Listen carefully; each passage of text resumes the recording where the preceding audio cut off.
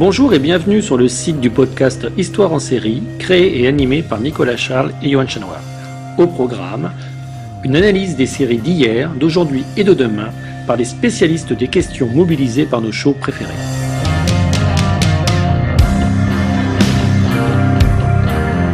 Histoire en série, c'est le podcast qui met en relation histoire, sciences humaines et séries.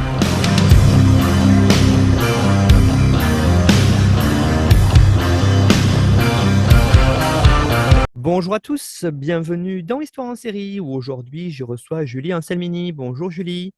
Bonjour. Alors Julie, je vais commencer par vous présenter. Vous êtes une ancienne élève de l'ENS Paris.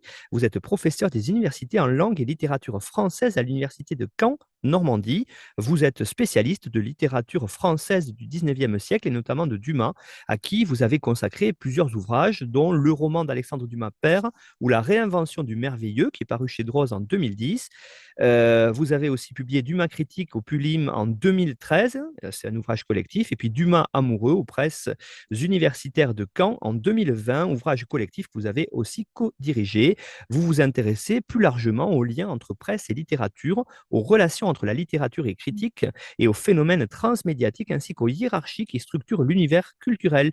Votre dernier ouvrage paru, c'est L'écrivain critique au 19e siècle, Dumas et Gautier et Barbey d'Aurevilly aux presses universitaires de Liège, tout récemment en 2022. Vous retrouvez les références sur la présentation de l'émission sur notre site internet histoireensérie.com à la page de cette émission-là avec vous, Julie. Alors, on va parler d'une série ensemble qui s'appelle The Paradise. Je vais, comme c'est la tradition dans Histoire en série, maintenant depuis plus de 200 numéros, je vais vous laisser la présenter. Oui, je vous remercie. Alors, il s'agit d'une série produite par la BBC, diffusée sur cette chaîne avant de paraître en DVD en 2012 et 2013. Cette série se compose de 2 saisons, comportant chacune 8 épisodes de 50 minutes environ. La série a été réalisée par Mark Jobs et David Drury. Elle représente les aventures professionnelles et sentimentales de personnages qui travaillent tous ou sont tous rattachés d'une façon ou d'une autre au Paradise, présenté comme le premier grand magasin d'Angleterre fondé au XIXe siècle, et dont le nom s'inspire d'un magasin français, le Paradis des Dames, qui était un magasin de nouveautés qui avait été fondé sous le Second Empire rue de Rivoli. Sur le DVD, on trouve ce slogan alléchant: « Laissez-vous tenter par les merveilles du premier grand magasin d'Angleterre ».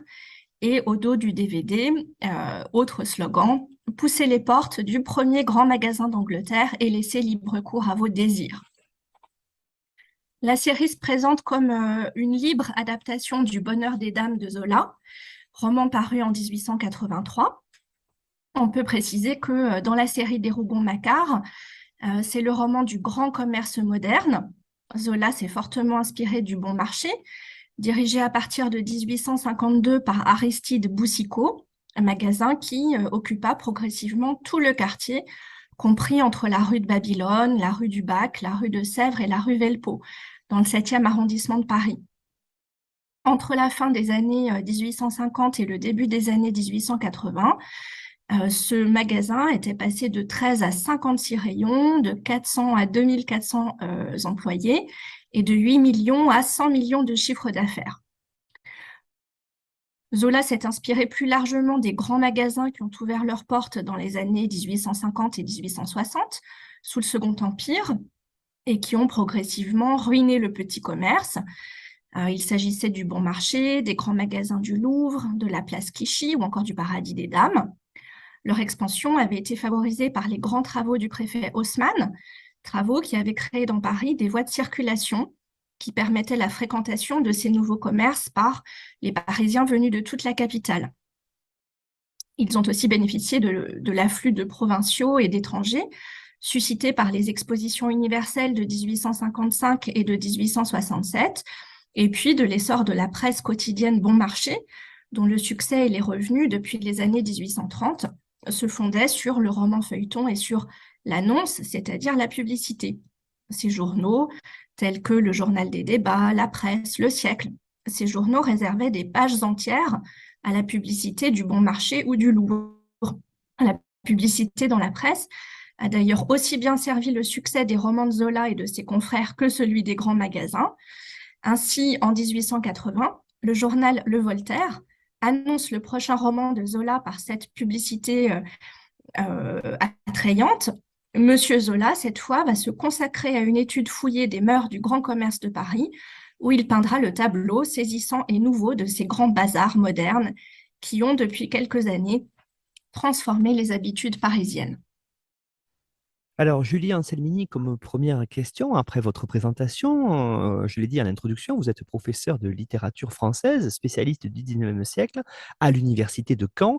Et souvent, on a les auditeurs qui nous posent comme question, qui se demandent avec les intervenants, quand on a comme ça une adaptation, souvent d'un livre, d'un roman, justement, quelles sont les modifications qu'ont fait les scénaristes, les showrunners, par rapport justement à cette œuvre ici de Zola?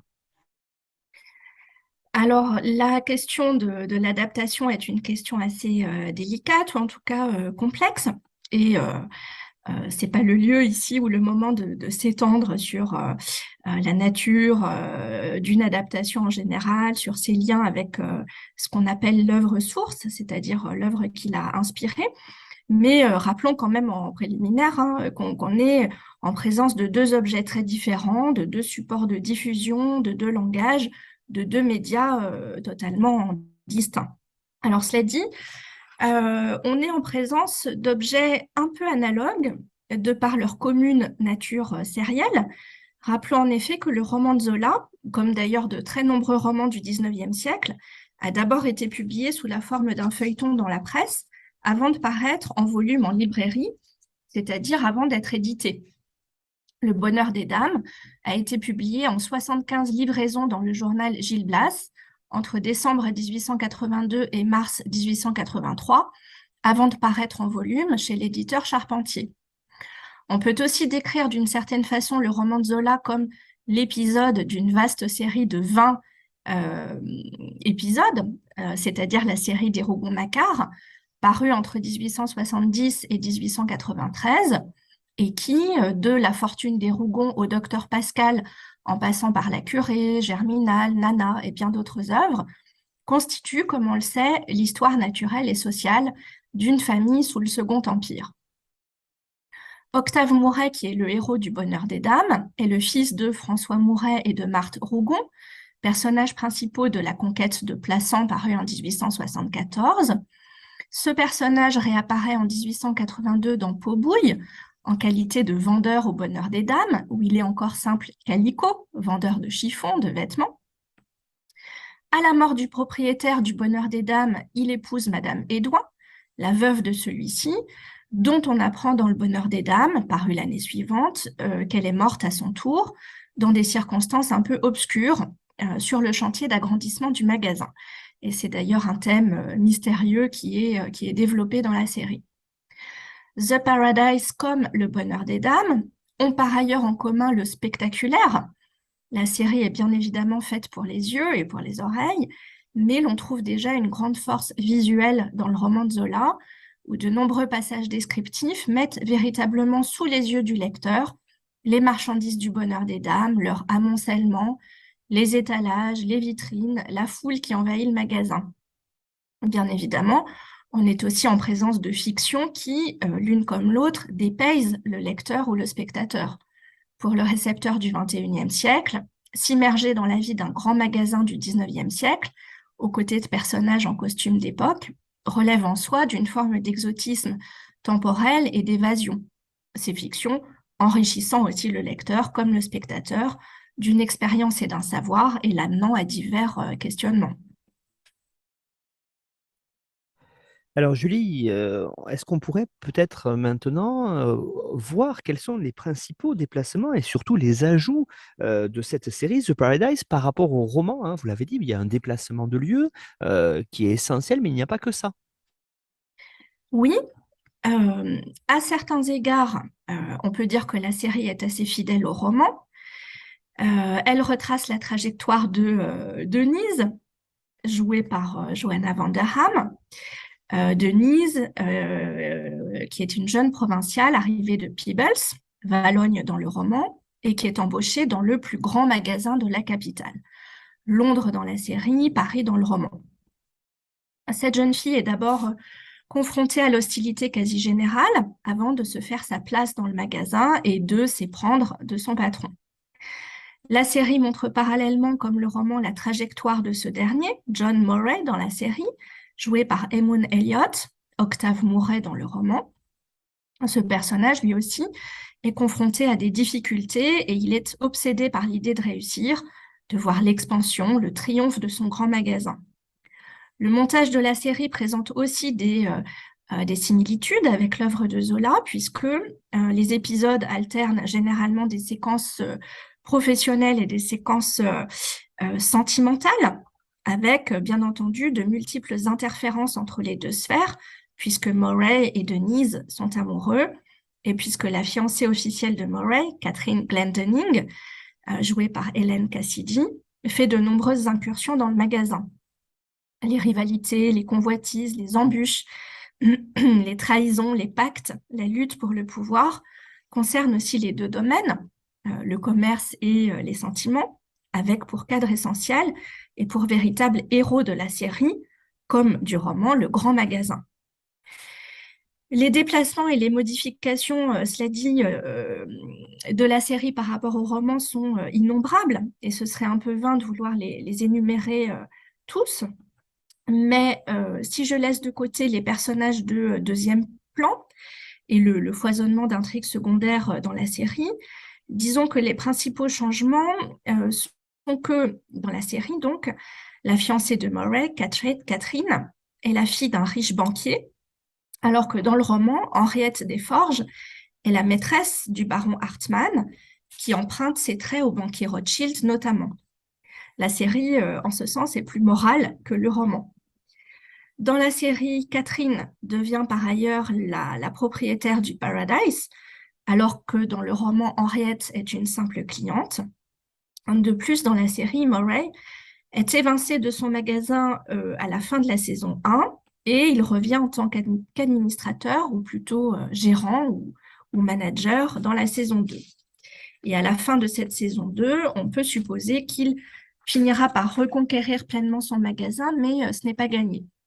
Rien de tel dans le roman où Murray possède le bonheur des dames et étend progressivement son empire sans être confronté à de si grands obstacles. C'est Denise qui lui résiste, tandis que leur amour réciproque s'avoue sans être consommé dès la fin de la première saison de la série. Quant à Denise Lovett, qui n'a pas de frère dans la série comme c'est le cas dans le roman, elle est pendant un temps exclue du Paradise, comme elle l'est d'ailleurs dans le roman, puis elle est réintégrée et mène au sein du magasin une irrésistible ascension. À la fin de la série, dénouement pour le coup bien différent de celui du roman, à la fin de la série, Denise décide d'ouvrir en face du Paradise une boutique de cosmétiques qui lui permettra de devenir indépendante. Dans le dénouement du roman de Zola, elle épouse Murray de façon plus conventionnelle et de façon très heureuse aussi, on peut le noter, puisque c'est l'un des rares romans de Zola finalement où on soit en présence comme ça d'un véritable happy end. Julien Anselmini, on est au 19e siècle, un siècle que vous connaissez très très bien. Je voudrais aimer vous poser une question du point de vue historique, ce siècle qui est celui de ces grands bouleversements dus à l'industrialisation. Et on est ici au Royaume-Uni, en Angleterre, un berceau des premières usines depuis la fin du siècle précédent. Alors, du point de vue historique, et si on regarde ici vraiment les évolutions du commerce, sur quoi insiste cette série et quels sont les phénomènes qu'elle met en avant? Les grands magasins londoniens se sont développés au 19e siècle, un peu avant les grands magasins parisiens, parce qu'il s'agissait en Angleterre d'imposer la victoire des textiles industriels fabriqués à Manchester et à Leeds, et écoulés par les petites boutiques à un rythme insuffisant. Mais les phénomènes qui accompagnent ou caractérisent cette évolution sont les mêmes, qu'il s'agisse de la France ou de l'Angleterre. On assiste à l'agrandissement des espaces commerciaux dans la deuxième moitié du 19e siècle, dans les grandes villes d'Europe. Et on pense ainsi à l'obsession de Murray de racheter les boutiques avoisinantes pour étendre son empire. On assiste aussi à l'internationalisation des échanges, avec l'importation de marchandises désormais venues de toute l'Europe, mais aussi d'Asie, par exemple. Et ainsi, dans la série, se trouve un épisode où un scorpion s'est caché dans un tapis importé d'Asie, pour la plus grande frayeur, bien sûr, des employés et des clientes aussi du magasin. Les magasins recourent aussi de plus en plus à la publicité dans la presse, mais aussi avec, par exemple, des voitures à cheval qui sillonnent les rues des grandes villes pour promener un peu partout des affiches tapageuses. On est donc en présence d'une concurrence accrue entre magasins, d'une guerre des prix assassine qui entraîne la mort du petit commerce. Et ce processus est d'autant plus douloureux dans la série, comme dans le roman, que le petit commerçant qui fait face au patron du grand magasin est l'oncle de Denise. Mais on assiste aussi à une forte concurrence entre les employés qui touchent une prime sur les ventes pour les inciter à vendre plus et mieux et qui luttent pour obtenir au sein du magasin les meilleures places au sein d'une profession très hiérarchisée avec le patron, les premiers, c'est-à-dire les chefs de rayon, puis les seconds et les secondes, et puis parmi les vendeurs et les vendeuses, la première, la seconde, jusqu'à la dernière vendeuse, et jusqu'à celle à qui l'on confie simplement le déplié, c'est-à-dire le rangement des vêtements qui ont été essayés par les clientes sans être achetés, ou qui servent encore de simples porte-manteaux. En un mot, c'est le libéralisme. Et déjà chez Zola, on lit par exemple au chapitre 6 du roman, cette lutte des appétits, cette poussée des uns sur les autres était comme le bon fonctionnement même de la machine. Alors, est-ce que, justement, Zola, qui est connu pour dépeindre, son époque, pour présenter son époque, présente, des modèles alternatifs à ça? C'est-à-dire, est-ce qu'on voit dans la série un certain point de vue critique sur, justement, ce libéralisme triomphant du 19e siècle?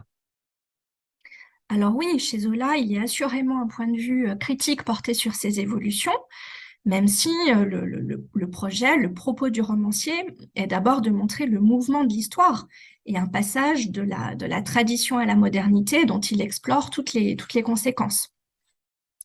Denise, qui tente d'imposer une certaine vision fourriériste contre la vision très darwinienne de son patron, Denise, dans le roman, rêve ainsi de faire du bonheur des dames une sorte de vaste phalanstère où les employés comme les clients pourraient couler des journées heureuses et fécondes. Elle veut veiller à leur bien-être, mais aussi à leur éducation intellectuelle et morale. Et comme Madame Boucicaut, qui a inspiré le personnage, Denise veut faire du grand magasin, je cite Zola, une cité du travail, se suffisant à elle-même. La Denise de la série, elle aussi se montre soucieuse à certains égards d'instaurer une solidarité, une entraide entre les vendeuses pour contrer la logique de concurrence qu'on veut leur imposer. Mais on peut dire néanmoins que la Denise de la série se montre globalement très, très ambitieuse et que la série est beaucoup moins critique que le roman, dans la mesure où elle valorise finalement, à travers Denise, à travers d'autres éléments aussi, la série valorise fortement l'esprit d'entreprise, ce qui tient aussi à des différences de culture économique et politique entre la France et la Grande-Bretagne, avec une Grande-Bretagne beaucoup plus libérale, hein, disons, même pour aller un petit peu vite que la France. Et on est dans une série aussi, les showrunners doivent, faire, plaisir au public en mettant une certaine intrigue. Alors, justement ici, les intrigues, on peut en parler autour des intrigues amoureuses. Qu'est-ce qu'il en est dans cette série? Alors l'amour, lui aussi, subit le contre-coup de l'entrée dans le capitalisme, ce que montre surtout la rivalité qui se développe malgré leur amour réciproque entre Denise et son patron, Murray. Celui-ci apprécie le talent de sa vendeuse, qu'il appelle ma petite championne. Il apprécie ses idées novatrices, mais lorsqu'il se voit dépossédé de son magasin et réduit au statut de simple manager, il assiste, non sans quelque amertume, aux différentes promotions de sa fiancée, qui est poussée par le nouveau propriétaire, Tom Weston, devenu le mari de Catherine Glendinning. Il lui déclare ainsi dès le 5e épisode de la saison 1, vous risquez d'être celle qui me ravira mon trône. En même temps, la relation amoureuse et plus largement les relations humaines évoluent dans une autre sphère que celle du commerce, tout en subissant le contre-coup de ces évolutions sociales et économiques. Mais à ces évolutions parfois brutales, les hommes et les femmes opposent la force des liens, celle des liens amoureux, mais aussi des liens amicaux et des liens familiaux. La figure d'Edmund Lovett, qui est l'oncle de Denise, inspiré par le Baudu du roman, et qui est dans la série interprétée par le grand comédien Peter White. Cette figure est ainsi mise en relief, et dans la série, d'ailleurs, ce personnage finira par épouser la chef de rayon de Denise, qui est Miss Audrey, personnage très valorisé par rapport à la Madame Aurélie du Bonheur des Dames, qui est la première des confections. Donc on voit dans la série comment une autre alliance et une autre liaison amoureuse entre l'oncle de Denise, qui est le propriétaire d'un petit commerce en train de sombrer, et puis par ailleurs la première des confections au Bonheur des Dames, cette alliance et cette liaison amoureuse subvertit d'une façon les relations de rivalité et de concurrence entre les différentes instances ou les différents acteurs de la série. Dans le roman de Zola, on peut dire que l'amour est longtemps vécu en opposition et même en contradiction avec les lois de l'économie et du commerce. L'amour les menace, avant qu'on assiste à une certaine réconciliation entre les deux plans, mais selon un schéma beaucoup plus traditionnel que dans la série. Mouret épouse son employé et le roman, je l'ai dit un peu plus tôt, le roman se conclut sur ce happy end, sans suggérer que Denise va continuer sa carrière, ce qui serait du reste assez peu vraisemblable au regard des mœurs, en tout cas françaises, du 19e siècle.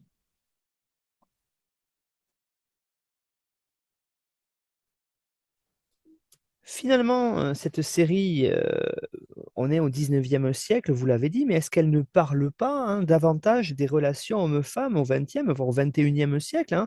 On le sait très bien, on l'a montré aussi plusieurs fois dans Histoire en série. Une série, même si elle parle du passé,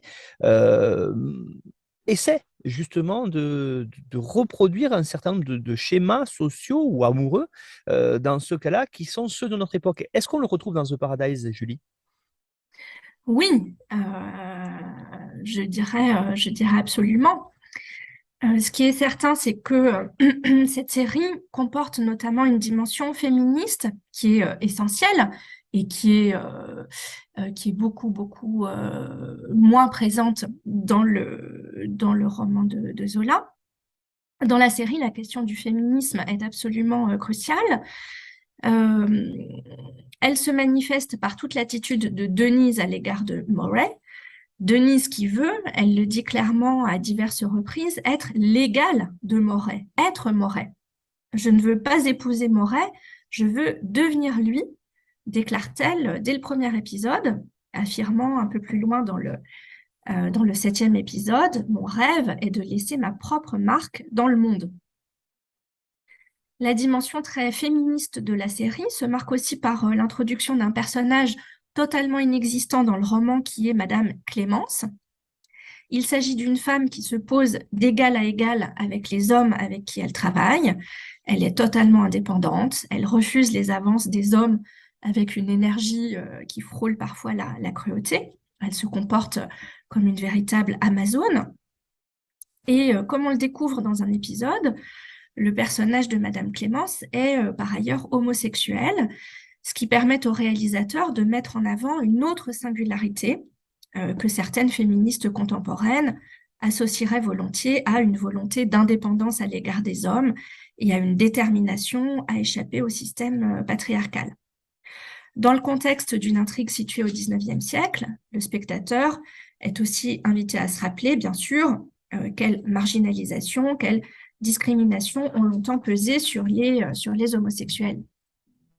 La série montre ainsi le triomphe d'un modèle capitaliste et libéral coïncidant avec celui du patriarcat, mais elle figure à travers Denise et Madame Clémence notamment, la réponse de personnages qui veulent, chacune à leur façon, l'émancipation des femmes, l'égalité entre celles-ci et les hommes, et non seulement elles réclament cette égalité, mais elles la réalisent en suivant finalement tranquillement leur voie. Vous êtes mon égal, reconnaît Murray devant Denise dans le dernier épisode de la série. D'ailleurs, il n'est pas inintéressant que l'amie inspiratrice et exemplaire aux yeux de Denise, Madame Clémence, soit française. La France représente pour les Anglais et pour le monde anglo-saxon en général, au XIXe siècle, comme je suppose encore de nos jours, la France représente l'élégance, mais aussi un pays émancipateur et qui a été un des fers de lance du combat des femmes pour conquérir leurs droits. J'aimerais maintenant, Julie Anselmini, que vous alliez peut-être plus loin que la série The Paradise et que vous nous disiez ces thématiques que l'on a évoquées sur ces relations hommes-femmes à travers la série. Est-ce que c'est la même chose dans le roman de Zola? Alors, dans le roman de Zola, les femmes, la femme sont un sujet central. La femme cliente, la femme amoureuse, la femme travailleuse, la femme dans tous ses états, dans toutes ses conditions, pourrait-on dire. On lit dans les notes manuscrites de Zola, dans la toute première ébauche du roman, la toute-puissance de la femme, l'odeur de la femme domine tout le magasin. Et plus loin, Zola écrit qu'il veut montrer, je le cite, une vaste entreprise sur la femme. Il faut que la femme soit reine dans le magasin, qu'elle s'y sente comme dans un temple, élevée à sa gloire pour sa jouissance et pour son triomphe. Ces propos pourraient faire bondir les féministes, mais dans le roman, le fait que Denise soit du côté des opprimés, du côté des faibles, du côté des victimes du commerce moderne, établit une sorte de coalition entre ces différentes minorités symboliques. Les femmes, les petits employés, les pauvres, qui sont autant de fragiles rouages d'une machine économique qui les broie. Mais tout en étant étroitement liée à ses victimes, de par ses liens familiaux et de par ses facultés d'empathie, par son bon cœur, Denise s'amourage de Mouret, son puissant patron, presque aussitôt qu'elle le rencontre, et elle se montre rapidement fascinée par la marche, par la puissance, par la richesse du grand commerce moderne. Elle est passionnée par ces mécanismes et par les avantages qu'il peut produire au bénéfice de ses clients, de ses clientes, mais aussi de ses employés et finalement de la société tout entière. Le bonheur des dames aussi, dans le roman de Zola, à certains égards, c'est le paradis. Alors cela dit, le républicain Zola se soucie trop du sort des opprimés et il est trop soucieux d'égalité démocratique et de fraternité pour adhérer pleinement à ces évolutions auxquelles il a assisté. Le boom commercial de Mouret et les dégâts infligés au petit commerce sont d'autant plus foudroyants dans la fiction que l'action du roman de Zola se concentre sur quelques années, entre octobre 1864 et février 1869, alors que ces évolutions de fond furent moins rapides en réalité. Zola ne dénonce pas véritablement ce mouvement moderne et ses conséquences, même s'il compare le grand magasin à un monstre.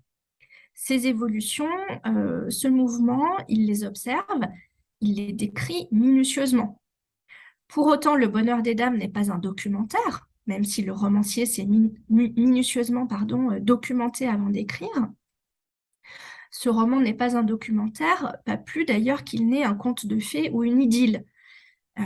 C'est un beau roman de formation qui peint la trajectoire d'une petite provinciale sans le sou débarquée à Paris, qui s'initie progressivement à la capitale, au travail, aux lois sociales, à l'amour. Et c'est aussi, d'une certaine façon, même si le dénouement du roman peut être lu comme assez conservateur, c'est aussi le roman de la revanche de la femme sur l'homme. On peut lire les tout derniers mots de l'œuvre. Mouret demande Denise en mariage. Denise accepte et Mouret lui déclare qu'il irait dans un mois, l'a cherché lui-même à Valogne pour l'en ramener à son bras, toute puissante, hein, toute puissante. Ce sont les derniers mots du roman appliqués à Denise. Dans ses notes préparatoires, Zola écrivait d'ailleurs: tout le roman est là, décidément, le double mouvement. Octave Mouret faisant sa fortune par les femmes, exploitant la femme, spéculant sur sa coquetterie et, à la fin, quand il triomphe, se trouvant lui-même conquis par une femme qui n'y a mis aucun calcul, qui l'a conquis par sa force de femme. Le faible, en définitive, l'a emporté sur le fort, mais à force d'amour et à force d'honnêteté, car Denise, il faut souligner ce point, Denise est honnête. C'est une caractéristique essentielle du personnage. Le bonheur des dames de Zola est aussi un roman problématique, comme tout grand roman. Il soulève des questions plus qu'il n'apporte des réponses, et il figure puissamment par la force du verbe littéraire, par la force des images, des métaphores, les mutations commerciales, économiques et sociales et les bouleversements qu'elles provoquent sur les individus comme sur les groupes. L'ébauche du roman commençait par cette note de Zola, je le cite encore: « Je veux faire le poème de l'activité moderne. En un mot, je veux aller avec le siècle, exprimer le siècle, qui est un siècle d'action et de conquête, d'efforts dans tous les sens. » On en arrive maintenant, Julie, au terme de cette émission sur la série The Paradise. Alors, qu'est-ce que finalement les auditeurs et auditrices qui vous ont écouté durant cette émission doivent retenir de central, d'important dans cette série, en lien avec Zola ou simplement par rapport à vous, Julie, sur votre avis personnel sur la série? Je dirais que ce que la série apporte peut-être d'essentiel, c'est, bon, j'allais dire un peu littérairement, que la série finalement invite à lire ou à relire Le bonheur des dames de Zola, tout en ayant de grandes qualités en soi, hein, de divertissement, mais aussi de questionnement et de réflexion, hein, et de documentation historique également. Mais je dirais que ce que montre quand même très bien la série, finalement, c'est l'actualité du roman de Zola, et le fait que ces mutations qu'on a évoquées et les bouleversements et les questions que cela soulève, eh bien, nous les vivons toujours, jetés que nous sommes dans le mouvement de l'histoire et dans la marche en avant effrénée du capitalisme, modèle néanmoins toujours susceptible d'être contesté, contredit, combattu. Merci beaucoup, Julie Anselmini, pour l'évocation de cette série. Et puis l'évocation aussi, c'est toujours agréable, vous voyez, en conclusion, des romans de Zola. Ça peut permettre aussi, effectivement, des fois, en voyant des séries, de se replonger ou de se plonger dans des romans qu'on peut avoir lus ou qu'on a envie de lire, parce que c'est aussi important. Et c'est vrai que, vous l'avez dit, hein, on est ici face à une série, comme la plupart des séries, qui est une adaptation, donc qui n'est pas réellement ce qu'il y a dans le roman. Et c'est aussi intéressant de voir les deux. Et c'est ce qu'on essaie de montrer avec des intervenants et intervenantes comme vous, Julie, qui sont spécialistes d'une question qui n'est pas forcément ici du cinéma, mais qui justement permettent de voir comment est-ce que les showrunners qui ont adapté ont pu reprendre des choses ou justement les adapter, comme vous l'avez dit, peut-être au goût de notre jour aujourd'hui. Alors, vous pouvez retrouver le résumé de l'émission, la présentation de Julie et les grandes thématiques de cette émission sur notre site internet histoireensérie.com.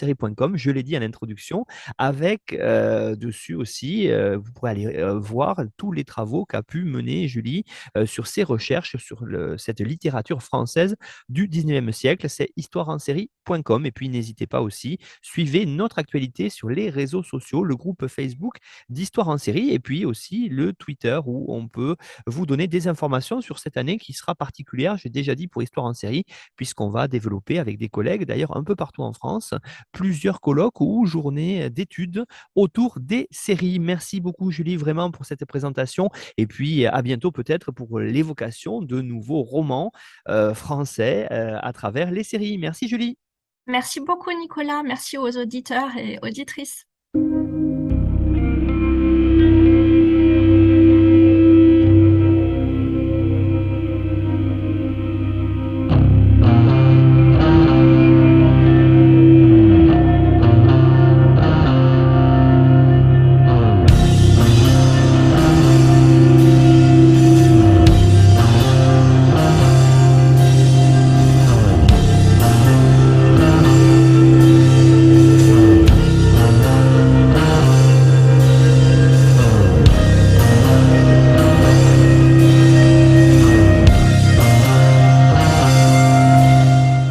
Retrouvez-nous sur Twitter @Histoire en série pour connaître le programme à venir ainsi que des conseils bibliographiques.